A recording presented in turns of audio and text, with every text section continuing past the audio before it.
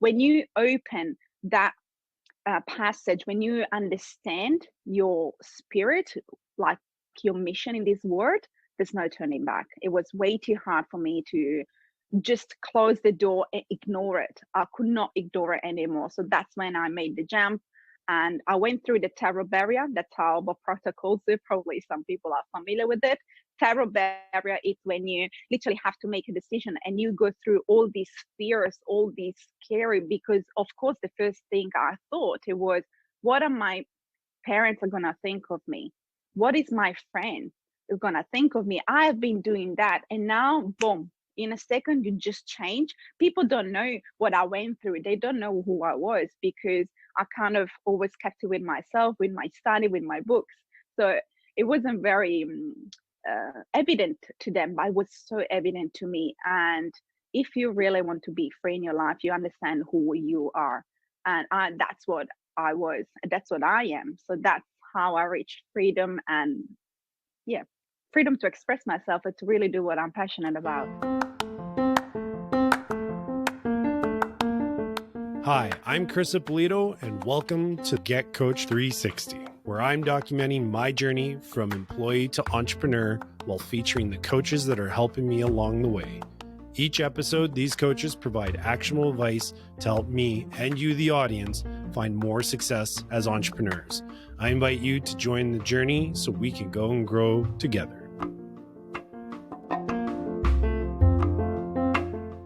Welcome to another episode of Get Coach 360. In this episode, Chris sits down with business growth and wealth creation expert Vitanna Constantino. Vitanna discusses the importance of identifying who you are, becoming aware of yourself and the limiting beliefs holding you back so you can become aware of the solutions and break through those barriers in your life. She also discusses the practical ways of leveraging the human need for habits and routines to change your behavior, as well as the power of mindset and gratitude. And, as always, we'll close with Vitanna sharing her advice for how you can take action now to level up wherever you need it most. Hi, Vitanna. Hi, Chris. How are you? I'm doing great. Welcome to the Get Coach podcast. I am glad to have you on. You are, I think, my third Australian I've ended up having on the show, which is awesome. So I've got Canada, US, and now Australia, and a little bit of the UK, actually. Awesome. Thank you for having me then. It's a pleasure to be here with you. Thank you. Yes. And again, you're in Sydney, right? I am, correct.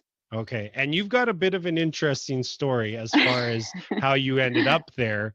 And I believe it has a little bit to do with the journey that you've gone on to become a coach. So I was wondering if you could maybe share that story of how you got to be where you're at now. Of course. Well, yeah, to start off, I really believe that everything happens for a reason. We just need to follow the flow and trust the timing of our life. And never regret anything because everything ends up together. And one day you'll understand why the life took you somewhere else. So yeah, I came to Australia 8 years ago. I'm originally Italian, as probably some people can pick that up from my accent. And yeah, I used to study psychology when I was at high school. And when I finished it, I went to uni. And then after uni, of course, I wanted to just push myself more. I'm that kind of person that really wants to try new things, really experiment myself and see how I deal with it, because it's a huge part of the process of learning. And really, you get to know yourself so much better and you learn so much faster. So then I decided to come to Australia, and I could not speak any English back then. So that's why I decided to come all the way to the other side of the world. Because if something was happening, I couldn't just call my mom or my dad because they were sleeping. We literally on the other side. And I said, well, I'm not sure if you have the same joke in Canada. In here, I heard they say, well, if you want to learn how to swim, you got to jump in the ocean. So that's what I literally did. I jumped in the ocean and I just experimented myself, and I realized, so many things, and now we can get through deeper later on as well. And life took me to become a coach and really help other people to make the jump and don't be afraid. What kind of work have you done prior to becoming a coach? Well, when I came here, I kind of got a break. So psychology, it's always been my passion. Like I have thousands of books, so I always read that. However, I became a event and coordinator manager in a restaurant here, which I loved because it was very managerial. I had to learn lots of organization, speaking on the phone. With all the different accents as well. So really helped me to improve my English as well. And it was also for visas purposes. So that thanks to that, I could get my permanent residency, and I am now a citizen as well in Australia. So I'm very glad for that. Nice. Congratulations on that. Thank you. What do you remember some of the early lessons when you first moved to Australia and you're now on your own, very far away from family? Do you kind of remember what that felt like and some of those first few weeks, first couple months, and just I guess like some of the mindset that you probably had and what you had to overcome in that big transition? Absolutely. I remember very clear. I made a decision to stop worrying about the future because I said there's no point to worry or what is expecting me to. I have no idea. I come from a really little city in Italy. I don't come from Milan or Rome, big cities. So coming from where I'm from to Sydney, which is a huge city compared to where I'm from, I just said, stop just thinking about it. Just don't expect anything. Just be open mind. Just enjoy the process, and anything that you learn, anything that can be even bad that you think it might seem bad to you or negative, it's going to learn your lesson. So just Mhm. be open mind and accept whatever life is going to bring it to you. Right. Do you remember what did you take English courses, or did you end up just learning through going through the motions kind of thing? Yeah, that's what I did. I it's funny because in Italy, I refused to learn English at school because I just kept telling myself that I wasn't good enough. English was too complicated. I wasn't smart enough to understand this language. So when I came here, I said, no, I'm not gonna go to school because I had this kind of experience in my mind. So I think I would not learn English that way because I already told myself that in a dialogue that wasn't the right way for me. So I just learned the street way. Just listening, picking that up, and keep asking questions. Every time I wanted to say something, I was pointing it and say, "How do you say this? How do you say this? How do you say this?" And this is how I learned. Right. So the first phrase you learned was, how do you say this, right? Yeah, because I went to look for it because I said if I want to learn how to say things, I need to learn how to ask for How to it. ask. That's so good. My mom, who's French, from the French side of Canada in Quebec, when she moved over to the English prominent side, she ended up watching kind of like old comedies or like just old, little bit more kind of like almost children's movies, stuff like that. That was how she would try and keep her English skill set and develop, Hmm. and of course asking people. So I'm always curious how people end up learning a language. I had shared that I was learning Italian with Duolingo. So nowadays there's apps, and there's Rosetta Stone, which is a pretty popular one but very expensive. Hmm. But yeah, it's the learning a language is a very fun um process, right? And but you had to immerse yourself in it, and I think there's a Absolutely. lot of lessons in that in itself. So the lessons you learned from learning English, how do they translate into when you're trying to coach somebody, or even just other aspects of your life? What are some of those lessons you learned about immersion that you try and incorporate into your coaching practice? Well, definitely, yeah, making a decision that you really want to do something because if you don't have a strong why behind, and my why, that's why I put myself in the hook because coming to Australia, I must have speaking the language. I could not live without it. I had to get a job. I had to pay rent. I need to. So that's why sometimes pushing you and putting yourself in the corner, it's a good thing to do if you are not self-disciplined, which I wasn't. I learned how to be, but I wasn't back then. So definitely make a decision. I have a strong why, always attach that, and repetition. So you said a beautiful word that I'm so attached to it. Immerse yourself. That's a big thing. It's true because imagine an athlete. If you train yourself once a week Or if you train yourself 5 times a week, you're definitely going to get the results in different timings. So make sure that you really do the work. Action is very important. After you sorted out the why and the commitment and the decisions and the discipline, then you're going to start acting on it. Right. And you had mentioned that when back in Italy, back home, you were refusing to learn English because of the way you thought about it as the challenge, the difficulty. And so in a sense, a limiting belief. What are some of the other kinds of limiting beliefs that you've personally gone through as far as breaking down those barriers, and some other ones that you've kind of helped people get through, some common ones that you've noticed? With myself or with other people? Sorry. Both, yourself, Okay. other people, just some examples of some common ones you've come across. Well, another one with myself, and then just to share it. And it was a self-image, because when I was little, I was used to be a little bit chubby. And then I realized that this is how I thought I was. And this is because I always seen myself this way. My relatives, like, as a joke, they weren't doing to hurt me. However, I always been that way. And when I made a decision that this is not what I want to be, I had to change my self-image, start looking at myself differently. So this is one thing. Other limiting beliefs that I've noticed that in other people is definitely a cultural aspect. Especially coming to Australia, I love the fact I think I consider myself really open-minded. And coming here with so many cultures, it's just so beautiful to see how different cultures, different people look at the same thing differently. And I could notice that it's beautiful to see. It's fantastic because you see all different perceptions of the same thing. And I could notice that in choosing a job, or even choosing a location. In Italy, for example, you have to live close to the job, to the workplace, because it's easier, it's faster. So when I came here, I was looking for a house close to where I was living, and I wasn't even liking it, and nobody else was doing it. And they were questioning me. I said, okay, why did you think this is why are you doing that? I said, well, I don't know. This is how I didn't even think. That's why when we have these kind of cultural beliefs that we get from our past, we stop thinking about it. We stop thinking why we making these decisions.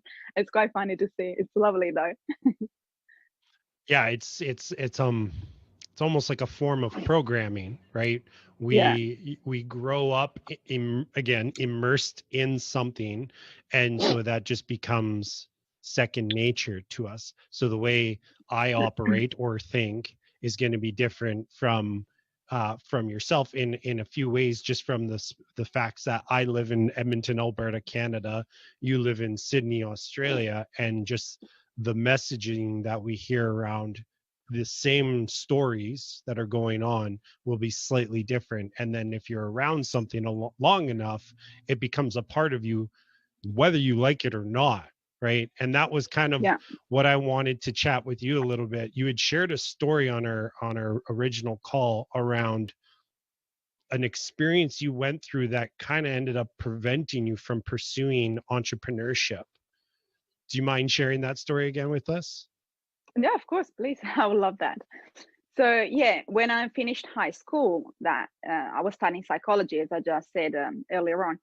Then moving to university, I wanted to study psychology at university as well, because I just was so fascinated about the mind and understanding how the mind works and why we're taking certain actions. So I said, I really want to do that. I understood that was my passion. I was quite young, I think 17 years old, to discover that. I consider myself quite lucky back then. However, when it was the time to choose the university, my parents said, well, careful, because there's not much job in psychology industry. You're going to end up being a teacher at university.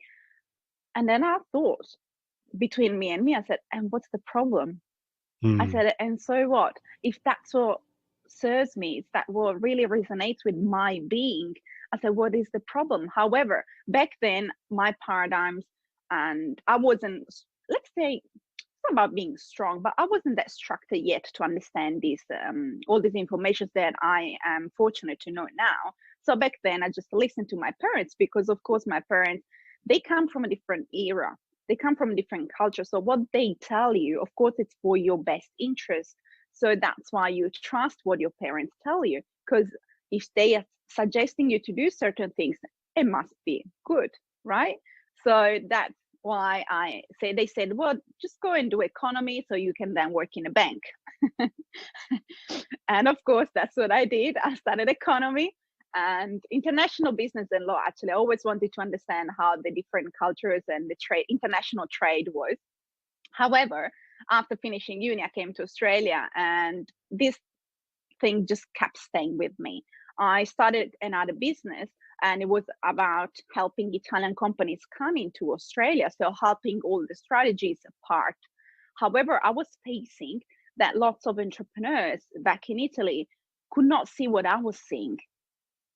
And that made me realize how passionate I was about perception and mindset side. I said, this is not what I supposed to be doing. And I went through a course of Bob Proctor. It's called Paradigm Shift. That was a really game changer for me, because he keeps repeating to you, who are you? This is not Vitanna. This is the body I'm living in. We are first spiritual before we become physical. So we are spirit living in a body. So anything that you see outside of me, it's just an expression of what's going inside my mind. And when I started realizing this, I said, all the second, I said, this is who I am. I always wanted to do this. This is who I really am. And that made me shift. And when you open that passage, when you understand your spirit, like your mission in this world, there's no turning back. It was way too hard for me to just close the door and ignore it. I could not ignore it anymore. So that's when I made the jump, and I went through the terror barrier. That's how Bob Proctor calls it. Probably some people are familiar with it. Terror barrier is when you literally have to make a decision and you go through all these fears, all these scary, because of course the first thing I thought it was, what are my parents are going to think of me? What is my friend is going to think of me? I've been doing that, and now boom, in a second you just change. People don't know what I went through. They don't know who I was, because I kind of always kept it with myself, with my study, with my books. So it wasn't very evident to them, but it was so evident to me. And if you really want to be free in your life, you understand who you are. And that's what I was. That's what I am. So that's how I reached freedom, and yeah, freedom to express myself and to really do what I'm passionate about. Yeah, I think that is a pursuit that everyone really should go and try and uncover, is who is, like, what is your true identity. And the unique thing about it is, and I've had a couple of guests where we've kind of talked on this subject, but you can make the decision to shift your identity many times if you want throughout your life. But as long as it's what feels true to you, then you're going in the right direction. You're on the right path.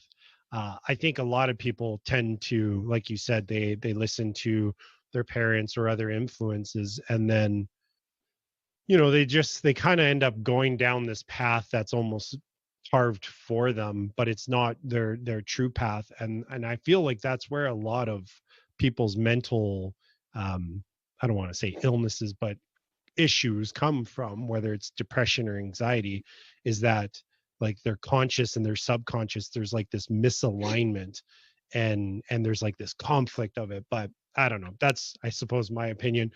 But I guess, coming from the world of coaching of Bob Proctor, I suppose that would kind of resonate with you, because that is very much his lessons, isn't it? It's all very much in here and in your Yeah. core, whether you want to call it your soul, your spirit. So what are some of the other, I guess, what's an exercise that somebody can do that can help them realize perhaps what is their true identity, or their true self? Well, I suggest sometime, if someone is struggling with a purpose, because some people just don't, maybe they never ask themselves what my purpose is. I suggest to grab a little notebook and a pen, and every day sit in the same spot, your comfort chair, your beautiful spot of the couch, anything that you love to you feel comfortable. Put some music on, one of your favorite music, and keep asking yourself, what do I really love doing? Who am I? what do I really love doing? If you have never done this exercise before, if you're starting today for the first time, it might take you a little bit longer. And just keep asking yourself until you don't get the answers, because that's the thing. Sometimes we never stop and think. We really don't. We just kind of stuck in this autopilot mode. However, when you have this idea, like it was mine, to become a coach and express myself, because that's what, like spirit soul, as you said, it's always seeking for expression. And when you understand who you really are, this idea is not going to leave you. That's why, as you said, conscious subconscious, that's a huge contrast. And you can't really live in harmony with yourself, because you are doing something that is against the real you. I hope that Right. makes sense. Yeah, it does. And that exercise, actually, I want to chat a little bit about that exercise Mhm. because I know what a lot of people would struggle with, because I kind of went through it myself.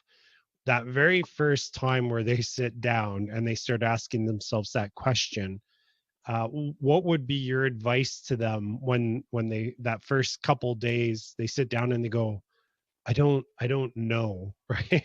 They, for some reason, they're drawing a blank. Is there, I guess, is there almost like another little exercise that they can do to help get the thoughts flowing a little bit, to guide them maybe in the direction that they should go? No, just be patient, really, because the mind is like a GPS. So you, by keep asking the same questions, you are gonna get the answer. However, what the people are doing, because I've seen that, we don't allow ourselves to fantasize. This is about really allow ourselves to be honest with ourselves. We're gonna start having all these limiting beliefs. They're not even allowing us to draw down what we really would love to do, because you might want to do something, but you're too scared to say it. You're too scared to write it down, because you start thinking, well, but I've got family. Well, I can't do that. It doesn't matter. Like, this is not even the step yet. The first step is understand, what do you really want? And some people are really thinking of the how. Well, I want that, but Mm, how can I achieve that? So don't stop yourself. Allow yourself to really fantasize. You're just writing a shopping list. When we're kids, we are allowed to fantasize. When we become adults, we can't do that anymore, right? Because fantasy is just for little kids. Being adults, you're gonna be logic, you're gonna be rational, you're gonna yeah, be be serious. realistic. Correct. Yeah. That's one of my favorites. So yeah, really allow yourself and have fun with it. Imagine you're a kid and you writing a shopping list to Santa Claus. Just get back into your little child inside you. Right. So the advice being, just let your guard down, and allow yourself the freedom to just like pretend like you could have absolutely everything and anything. What does that lifestyle look like? Correct. Awesome. So okay, so they start doing that, and now they're starting to, maybe it's a dream board, or they've got a journal where they're tracking all of this. From that step, where would you, I guess, where would you guide them to like, what would be the next step in that journey of really pursuing that identity that they're starting to uncover and develop? Great. That's a beautiful question. Thank you for asking me. So after that, so as human beings, we only tempt to do things that we understand. So if we Hmm. don't understand, we are tempted to just close the door and say, no, no, no, sorry, I never heard that before. I don't trust it. So one thing is never reject anything, never even accept anything straight away, but have an open mind, think, consider it. So definitely it's about level up your awareness. So the first thing that I would suggest to anybody to start doing some reading, some studying. So open your mind and let more information come in, because if you're not aware how to change your situation, you're not even aware of the solutions. So by understanding, then you start applying. So why we need to understand? Because, for example, we are scared, right? We have these fears, they're really controlling us, because every time we want to make a decision, fears are stopping us because of the future. So the question is, does anybody know what fear is? because we are dealing with something that we don't know. So if you don't understand what fear is, of course, you can't even face it, right? So let's understand what is actually going on, because when we understand how we work, how the mind works, we understand not just ourselves, but anybody else. And you are even more relaxed, because by the fact that when you understand how everybody operates, you don't even get upset with certain things. For example, if you made certain decisions, you know Right. that everybody has paradigms. You just start living in a beautiful and balanced life, and that's what you have to aim for. You really attract things to your life that you are in harmony with. So if you have negative beliefs, if you're stressed, if you're focusing on fears, that's something that's going to impact your vibration. We think on frequency, we think on vibrations levels. So be careful. That's a lot of things. So sorry if I just say many things together. However, it's about understanding. It's like, okay, I give you this example. It's like making a cake just with eggs. It's not gonna come up as a cake. So you need lots of ingredients. So definitely start to get a book and read the recipe. Read what ingredients you need to in order to make that particular cake that you want to. Right. Right? So same things with your life. Yeah. So whatever the lifestyle that you're looking to, so the lifestyle that you're envisioning for yourself, now that you have an idea of what that looks like, go find books or I like to use the term inputs, because books, Mm-hmm. podcasts, videos, educational videos, seminars, all those types of things, they're all good to get inside of you, right? So then go find the inputs that are going to help you gain more of an understanding of whatever it is that you're envisioning. Is there a kind of book or do you have a certain book that you would recommend that everybody reads? It's a classic. Which one? Think and Grow Rich by Napoleon Yes. Hill. Yeah, I love that book.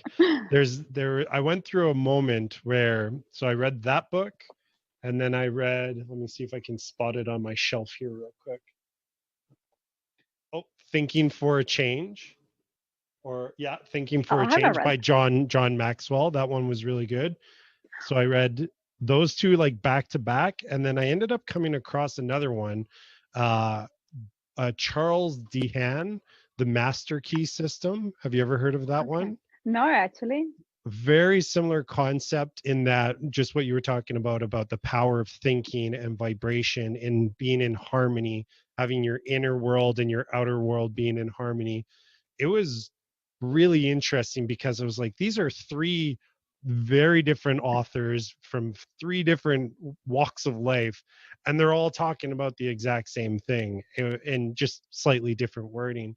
And I know Bob Proctor teaches a lot fairly similar. So Yeah.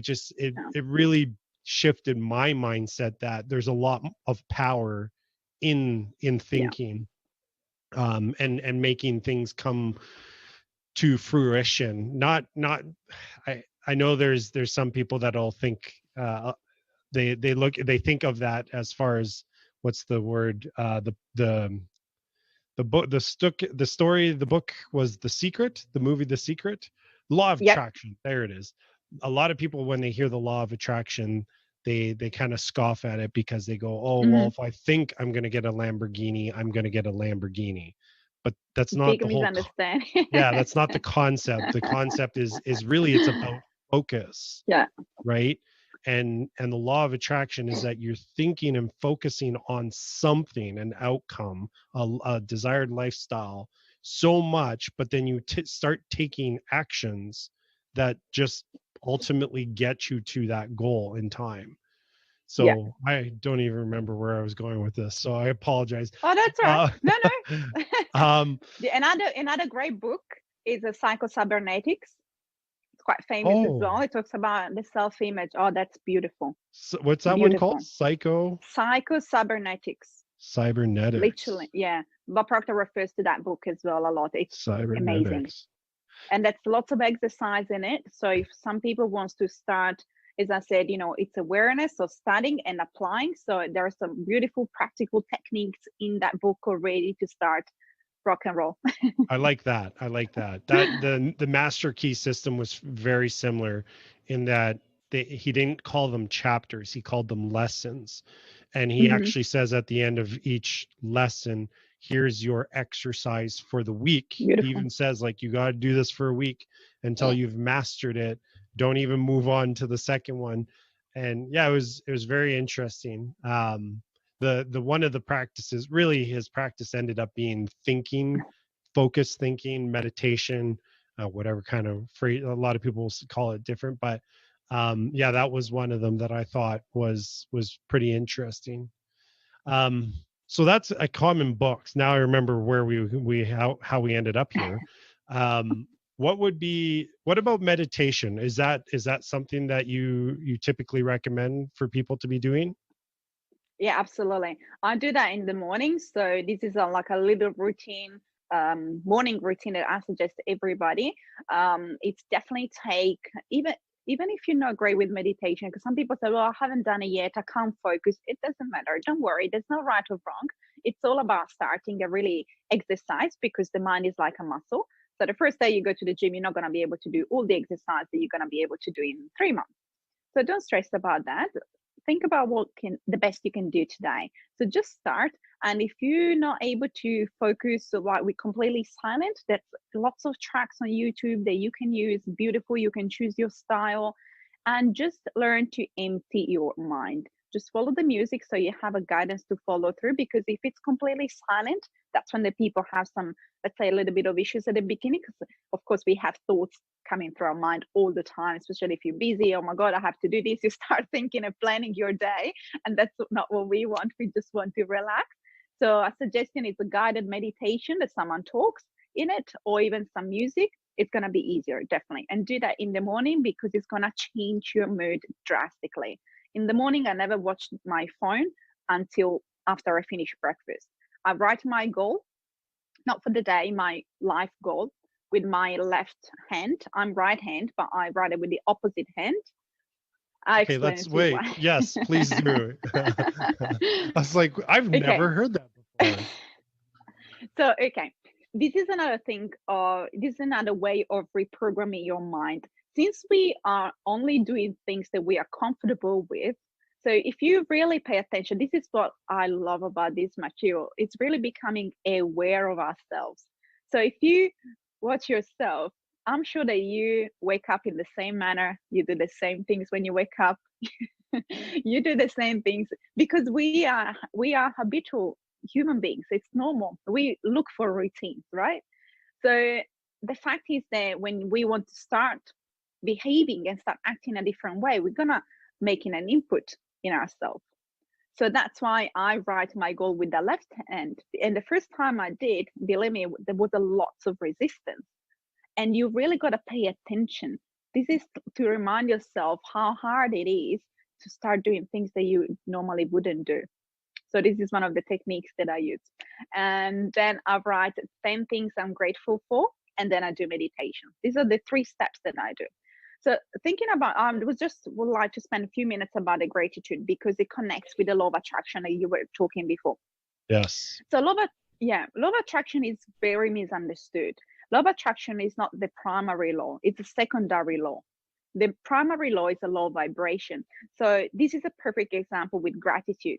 Some people write the gratitudes in the morning and they said, okay, it's done. However, if you have been grateful in the morning and then during the day, maybe you watch something on TV, maybe I don't know what political people are on because I don't watch TV. But anyway, you see a political person that you don't like, and you start be angry. You start texting your friends and say, Have you heard what he said?" Well, this is not feeling in harmony because you are negative, you experiencing stress and you're not happy with this. So careful, like this is what I'm saying, when you are aware about yourself, really watch yourself, how you behave during the day, because the law of vibration states that you are going to attract whatever you are in harmony with.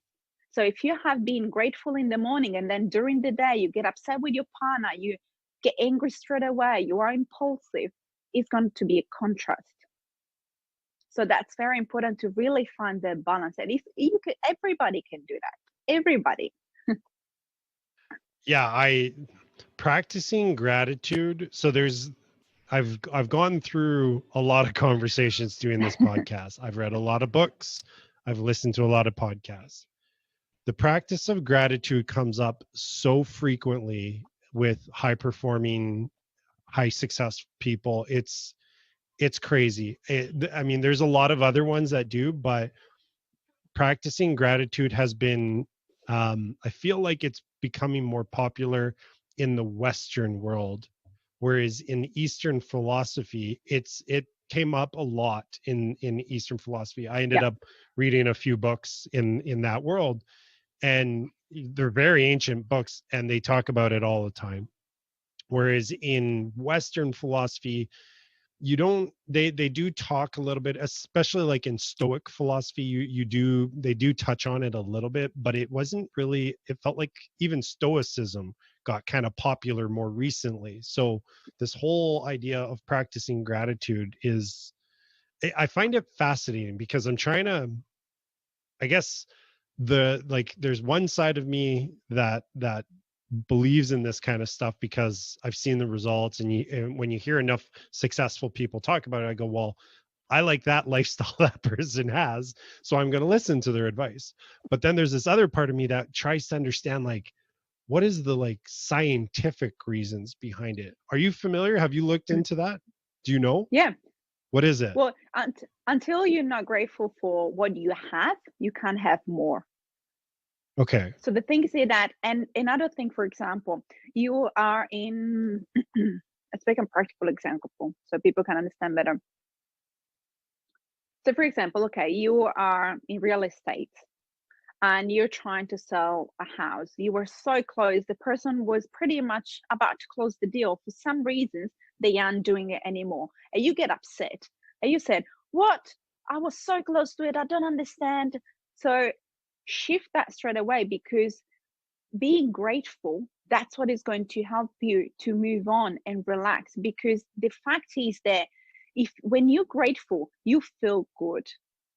And this is an exercise to really shift it. Said, okay, it happened for a reason. I'm grateful that happened because there's something else waiting for me. Maybe it's a lesson that I'm learning. And the fact is, when you don't practice gratitude and you instead are angry, it doesn't make you feel bad. So it's coming back to you, right? So when you are angry with, for example, your neighbor who's playing loud music, let's do another very simple example, like a common one. Just relax, because the fact that you get angry is bothering you, not him. Right. So it's really to get the inner peace, the inner balance. So gratitude is really it's more about taking care of yourself than anything else.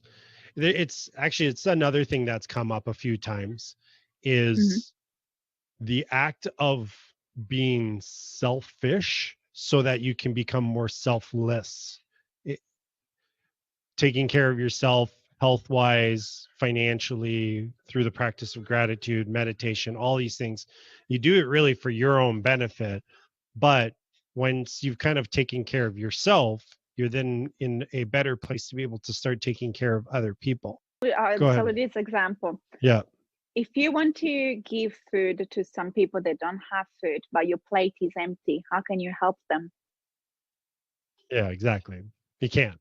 Right. Same with, I want to donate, but if I'm financially Yeah. not sound, I mean, you can, but you're just putting yourself into a position where you don't have anything. So it's such an interesting concept because it is very, it's almost counterintuitive to the people that there's a lot of virtual signaling as far as like, oh, I do this because I'm so great and blah blah blah, whereas the people that are doing things that are perceived as selfish are frowned upon. And I'm sure you can hear my son in the background right now, but that's but it's yeah, it's just, it's very counterintuitive to what I think a lot of people would assume is to live a good life, is to be selfless all the time.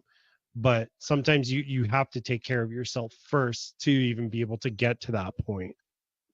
And the other thing is that with some, because yeah, of course, it's a lot of people say, well, it's about, you shouldn't be selfish, or why you want to be greedy to earn so much money. Every time a client tells me I want to earn X amount of money within X amount of months, my question is why? Because money is energy. Money is just, people don't want money. I never met any person that just want lots of money next to him. People want experience that money brings. So maybe you want the money because then you can take your family anytime you want to go have a beautiful holiday. So it's the experience, because money is just an instrument to exchange goods and services. And it's an instrument to increase your value that you put out there. For example, now we're doing a podcast. For you to create many podcasts, if you would like to increase this kind of business, you need more instrument. You need, a system. You need an organization. You need other tools, and that costs you money. But it's simply because you are expanding your service, your value to the people that you want to impact. Yeah, it's very true. It definitely is a tool, and I always find it easy. The saying actually that I don't like. I used to say it even myself. Money is the root of all evil. I think that is such a silly saying, because when you really think about it, how's that even possible, right? It just doesn't make any sense. Well, that's another huge belief. Everybody in the world thinks the rich people are nasty. It's a huge paradigm about money, definitely. Right. And money is the easiest thing to earn, like easy. Yes. Once you know how, right? That's the thing, yes. is that, and like a lot of other things, and this is especially more so true for adults.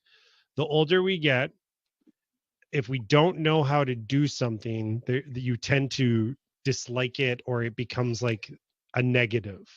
Whereas when you're younger, you're frustrated, but there's this expectation that adults have and put onto children. Well, of course you don't, like, you're getting frustrated, you don't know how to do it, but don't be silly, like, you'll learn how to do it eventually. But then once we get to a certain age, that like mindset stops for some reason for a lot of people, and they just go, I can't. What do you mean you can't? Well, I'm whatever age. Like for me, I'm 38 years old. I could never learn how to draw. I'm not much of a drawer. But we know that's a false statement. I just have to go learn. So with your coaching clients, what would be some of those other areas, like with developing the right mindset when they say I can't? What do you say to kind of like break that down for them?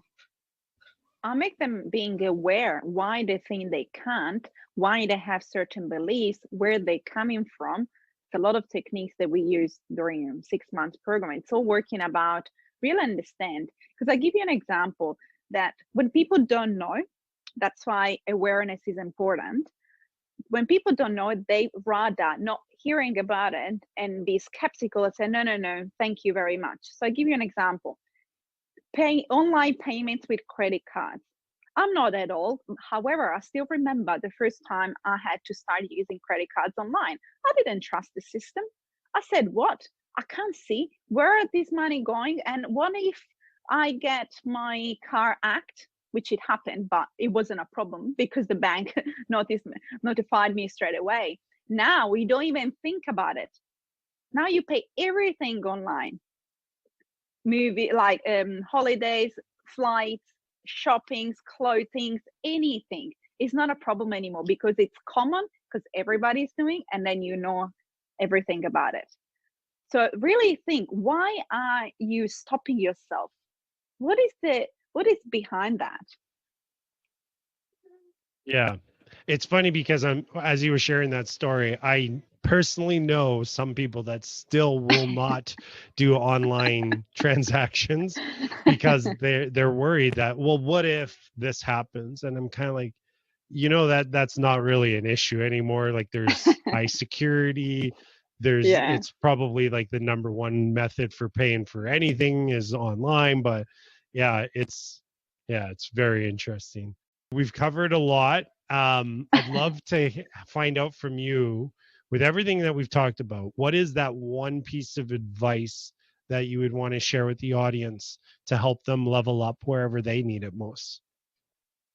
Definitely start expanding your awareness. So, and really look at your current results and be honest with yourself. So if you're not happy with your current results, just don't hide it, because there's something there. Results always tell the truth.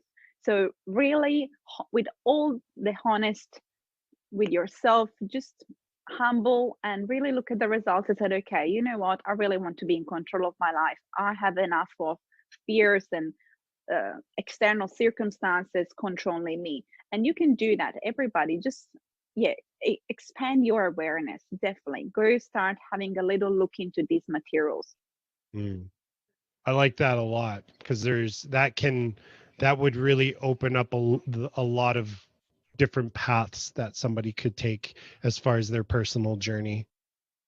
So one thing that I would love to share as well is to make you realize, everybody, that fear and faith both require that you believe in something you can't see. It's your choice. I like that a lot. Have you ever heard the saying, the acronym for fear, false evidence appearing real? I like that one a lot. Whenever I catch myself being afraid of something, having fear, I kind of repeat that in my head, and I try and push through. Awesome. Sometimes I'm still working on it. So if people wanted to reach out and connect with you, Vitanna, where can they find you? On my website is vitannaconstantino.com. So first name, surname.com. Perfect. I'll make sure that's in the show notes, as well as all the other places that they can find you. Yeah, I'm on Instagram, I'm on Facebook, I'm quite social. So Perfect. Well, it was an absolute pleasure. Thank you very much. I guess for you, it would be enjoy the rest of your day. Yeah. Yeah, and I'm going to be getting ready to go to bed fairly soon. The beauty of the online. Yes, I know. I love it. I love it so much. Take care. Thank you so much, Chris. Bye. You're welcome. Bye.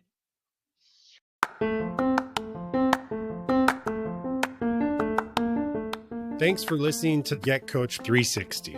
If you're looking for more information, you can head over to our website, which is getcoach360.com. You'll find the show notes for this and every other episode there. And if getting actionable advice every week from professional coaches is something you want more of, then make sure to subscribe so you don't miss any future episodes.